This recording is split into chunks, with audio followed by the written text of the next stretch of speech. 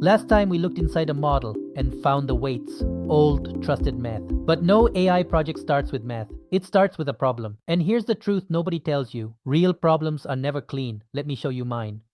My big problem is grass. In my backyard in Australia, I have grass. I rarely go back there. And in Australia, you've heard, snakes can turn up any day. Imagine waking up one morning to a snake that big. So people like me really want that grass cut.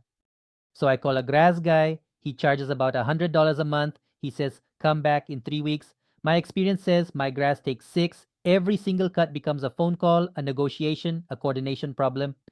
And there are rules. If my grass grows too long, my neighbor can complain to the council. Insects crossing the fence because I didn't clean up. Here, for every tiny thing, there is a law written down very clearly. I've checked. It's always there.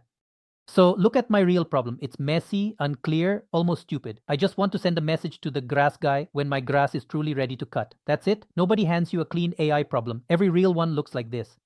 Here's what I keep thinking. Today, I open ChatGPT or Claude, and every single time I resend all my context, I'm working on this and this and this. If we build a model that already holds all that context, our questions become very simple, right?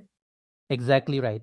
Give a model the grass knowledge, the Australian weather, the council rules, all of it once. Then your question shrinks to one line, when do I cut? The context lives in the model, not in your message.